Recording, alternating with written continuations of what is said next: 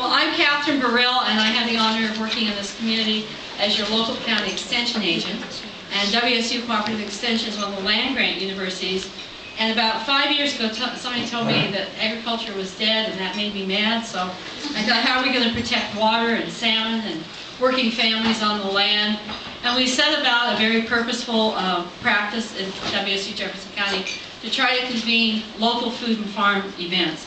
I every day feel bad that I was raised as a lawyer, not as a farmer. I cannot tell you what the beetle is, but I know you share that information all the time. And how I try to use my office is to convene the best brains we can and the best community support to try to really encourage people to buy local. That's Kitsap County going, yeah. They know what it's like to have a good program. We have started a local food and farm economy group. We convene monthly meetings where the traditional rural landowners could meet with the young farmers, share a meal, build relationships, and start talking about how we are going to try to plan over the next 10 years about a 60% transition in our rural landscape. We are the oldest median landowners in the state. Most of our large farmland is owned by people over 55, 60 years of age. While they have an intention to continue farming, the reality is that much of it has already been vested in subdivision. And the only way that we feel we can keep land in production is to make it economically viable, to really demonstrate that it is better being used for local food production than it is for golf courses. Because the pressure is always the family's going to have to make that decision, how to feed their kids, how to put their kids through college, and rather than regulation and preservation, we've chosen the option of really making the land economically viable. Trying to do that, we have demonstrated that there is about a $250 million food industry, and somebody just pointed out to me that doesn't count all the barter trade and off the table. That's actually just what's reported to the tax folks. And we have your tax forms out there for you, so you can start filling them out. We brought Ken Meter from the Leopold Center for Sustainable Ag out last year, and he did an economic assessment of Clallam and Jefferson County, because we really see ourselves as a bioregional food system from Vancouver, Bellingham, Kitsap, Jefferson, and Clallam. About half of our food dollar is spent outside the home, restaurants, dinners, food to go, and about half of it inside the home. We have gone from 5 years ago, 1% of our food was eaten locally. Was direct farmer to consumer.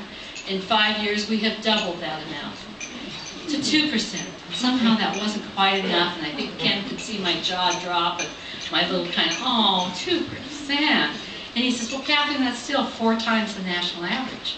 So you're doing pretty good. But my goal is that Burlington, Vermont has a 10% local food production. And I think 10% is well within what we can accomplish in the next 10 years. And 10% would mean $25 million a year extra in our local food economy.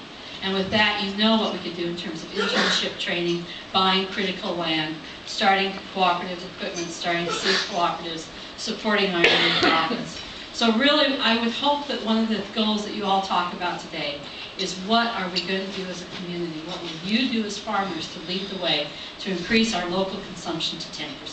It's very, very doable. There are restaurants ready to buy, there's hotels and hospitals ready to buy.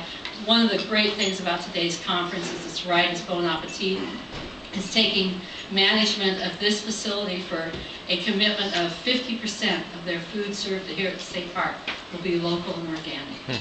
That's a tremendous increase in demand.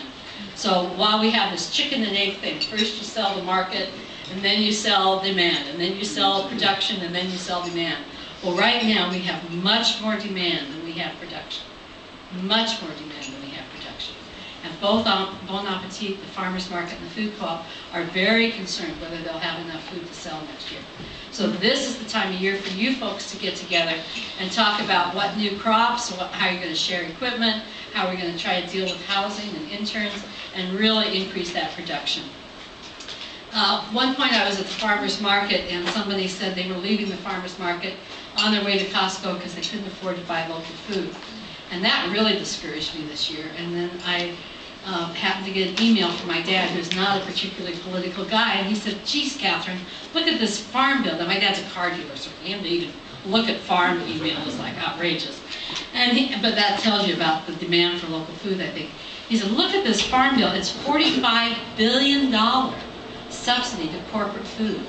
Imagine what you could do with in your community with local food base if you had a $45 billion.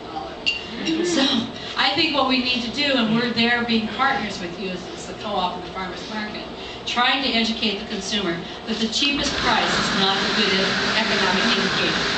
Ooh, electricity. The cheapest price is not the best economic indicator for our food system. It isn't for how we evaluate our kids. Oh, this kid makes the most money. He must be the best kid. We don't do that. Oh, this is the best wife. She's got the best car. We don't do that. And why should we do that with food? And in fact, I think that food, if we really did the research that I'm hoping to do this next year, we can demonstrate that per pound, frequently, our crops are cheaper at the farmer's market than they are at Safeway.